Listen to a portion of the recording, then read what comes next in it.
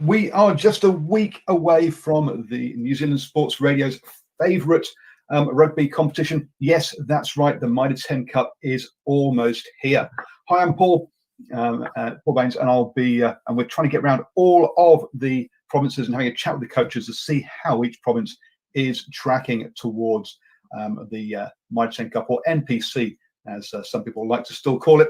And today, I'm lucky enough to have Sam Ward from North Harbour. How you doing, sir? Yeah, very well. Thanks, Paul. How are you going, mate?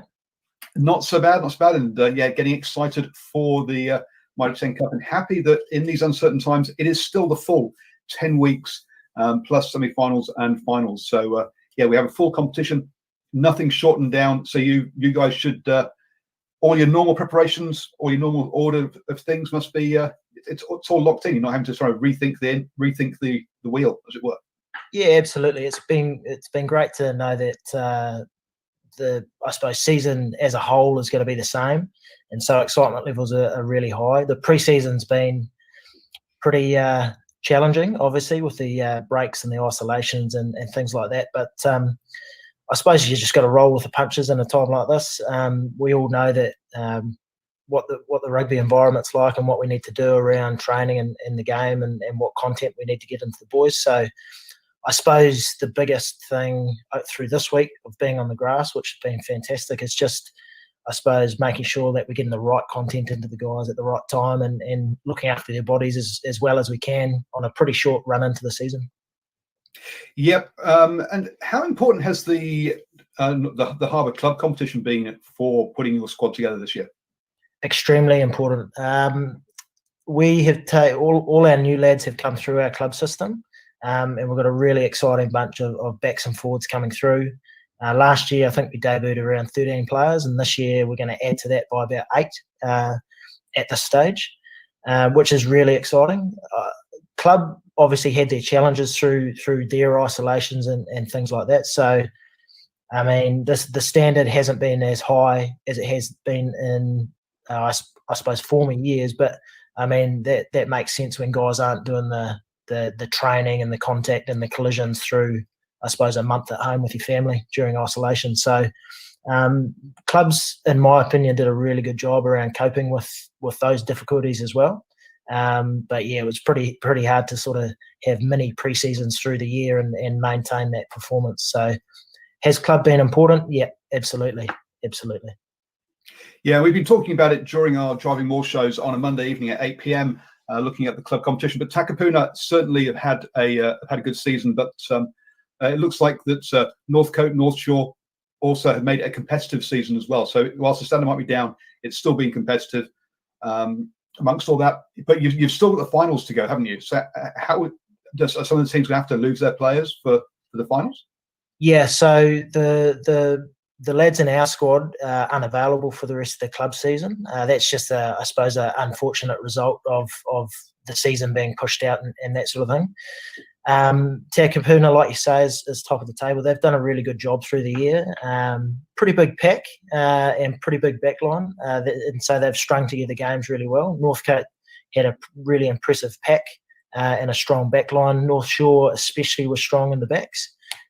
Silverdale have put together their typical gritty year, which has been really impressive.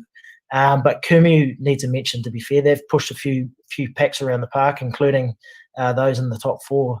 And Bays, obviously, in a bit of a rebuilding year, but have played some good footy, as have Massey. Marist has been a little bit thin on the ground, as has Mahu. But talking to those coaches and I suppose players coming out of those clubs, there's a really positive vibe and there's a really good feel and excitement to be involved in club footy this year, which has been great. Yeah, and looking at your squad, you can see there's, when we're looking at the lineups, and we've got the jersey colours next to the players. There's lots of different colours, and I'm not sure it's exactly which colours for which clubs.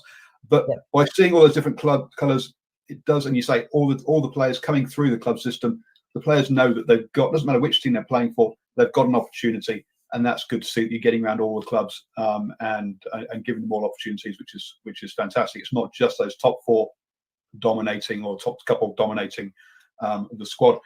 You talked about 8 new players coming through. Any particular names that that you think are going to get some good game time that fans should keep an eye out for? Yeah, I mean, up front, we've got a young bloke called Teague McElroy. He is a product out of Rosamond College, disappeared down to get an education at Otago Uni and has come back up and got involved in trainings and put his best foot forward. He's been doing a fantastic job and he's a great guy to have in the environment. He's going to be physically ready to go come Mitre 10 and technically ready to go. He's got a really good head on his shoulders and I suppose a real good sense of what he needs to do under pressure in a game. So I think he's a guy who's going to slot into pro rugby and Mitre 10 Cup really well. Zane Turner down in that hooking position. Zane is a player who has absolutely scrapped his way through club footy his whole career. He's around 28 years old and he's just a guy that does simple things well around his carry, around his clean, but most importantly, he knows when to put the bit between his teeth and get the job done. And he's been really effective. So we're really happy with what Zane's done, and he's going to provide really good competition, but also support to Lutero in that hooking position, because obviously there's been a monumental gap with our inspirational skipper, Jip, out for an unknown amount of time, just while he gets himself right. Yeah, and it's great to see a guy at 28 coming through. I mean, Harbour have got a good history with Carl, obviously, as well, of those late bloomers giving them opportunity, which is great to see. So that's wonderful. I guess looking at that, only 5 props, only 2 hookers, you're going to be using your extended squad in that front row in particular. Absolutely. So definitely going to be opportunities for players who haven't been mentioned to also put up their hands in training. That's something that KK's driven really hard since he's been involved, I suppose, since the start of last year. Is we watch all the games, we watch all the clubs, we watch all the players, and it's simply a case of finding who's physically ready to compete and who does the simple things well under pressure, and who's busy, who's got big work rate, and who just works really hard. So it doesn't matter if they're playing for a bottom of the table team or a top of the table team. If they're doing the nuts and bolts well under pressure and doing plenty of it, then we're happy and they're going to get a crack in our environment. Yeah, I'm not going to name any names, but if you look through some of the other squads, folks, you'll notice which provinces tend to favour the upper clubs and which ones don't. Obviously, this year it's going to be later in the year. It's therefore the weather's going to be, we're going to have less wet weather. It's going to be warmer, harder tracks. Do you think that's going to change the style of play, or do you think we're going to have a very a typical style of play this year? Across the season or across North Harbour footy? Across the season, sorry, across the tournament. I think so. I mean, it's going to be better weather, and New Zealand teams like to throw the ball around and play entertaining footy. We're excited by it. The way KK structured our attack, it's all about identifying opportunities and making a call and backing yourself to have a crack. So we're excited to build on where we got to last year with this new squad. But I think across the board we're going to have, I suppose, potentially a few All Blacks playing through the competition, which will lift the standard and lift everyone's standard really, because you have to be pretty good when you're playing against the best. But I'd say most teams will be looking to place quite an attractive style of footy. Yeah, talking about those, so you say the All Blacks might be available, but I mean, it's not just them, is it? We've also got, I mean, Kieran Reid is turning out for counties. So there's also players back from Japan, Europe, the USA, also Major League Rugby, who are knocking around. A certain Dan Carter was training with Blues. You didn't think of obviously being part of the Blue region. You didn't think of giving him a knock on his door and seeing if he was available? Hey, look, there's always conversations happening behind the scenes, and I can neither confirm nor deny where we got to. You got to be done. There is going to be, as you say, the All Blacks being available, but also all those other players being available. The standard is going to be is going to be really good, folks. So do get out there and watch it. So it's going to be fantastic. What does success look like for North Harbour this year? I think last year it had its challenges of being a new coaching team and a relatively new playing group. Its challenges of coming together and I suppose heading in the same direction at the same time. I think what we discovered in 19 was that we can compete with the best at the best of times. It's just a case of stringing those moments together, but also winning those moments consistently. And when we're under the pump, if we win that moment, then we can generate pressure, and good things come from that. There's never been a massive focus around scoreboard or results at the end of the day, but there's a massive expectation to execute skills under pressure, and I suppose progress our way through the games and make sure that we get results through the game to obviously get the ultimate result of a win. So we're looking at constant concentration for the full 80 minutes, not letting lapses get in the way, and then also maintaining that week to week with consistency across the season. So absolutely interesting there. You got to win the set piece, you got to win the strikes, you got to win the phase play. So it's good to put it all starts up front with those with that front row, and those right. 5 props and 2 hookers. Boy, they've got a task on their hand this season. The one thing I like to ask coaches, it gives you as an idea as to how you approach the game, but and also because we only get to see certain stats on Sky and websites. What is one key stat that you look at on Monday morning after a game when you're reviewing? What's that one that you go to first? I'm looking after defense this year, so I'm going straight to the score, and the less points that they get, the happier I'll be.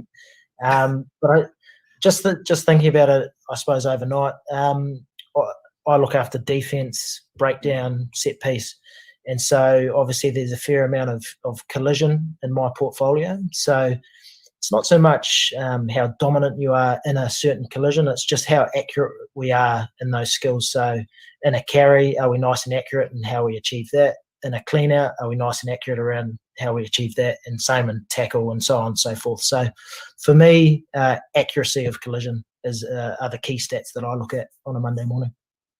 So that's interesting, and that's also clearly one that Sky Sports doesn't bring up, isn't how many accurate collisions did we have in the game? So does that mean you have your performance analyst has a key that says that's an accurate clean out and that's a missed clean out, or that kind of that for every single breakdown? Is that how he measures it? We've got Ellie Beaton. He's our analyst. He's an absolute genius who does so much work behind the scenes.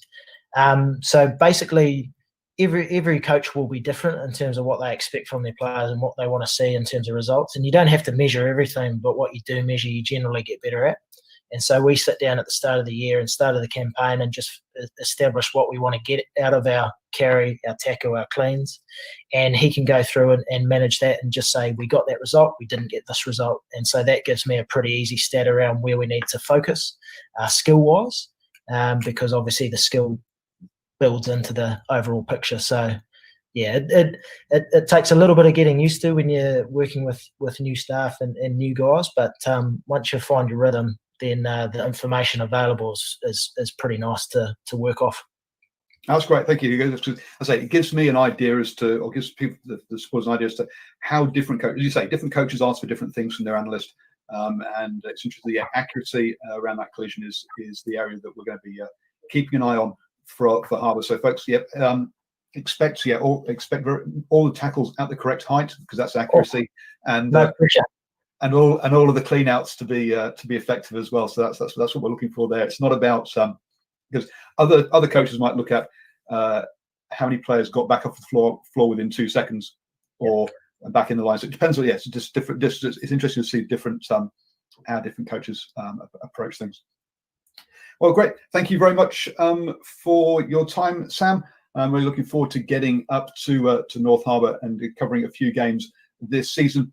Folks, do like the Facebook page, because we will be getting to as many games as possible. I made it to 23 games across the 12-week season last year, and we'll be bringing you post-match interviews plus updates during the game on our Facebook page. So do like our Facebook page. Also, if you could please share this video, it'll help us to grow the channel, and also give North Harbour a bit of exposure as well. So thank you, Sam, and no worries. Thanks for having me, mate. Catch up.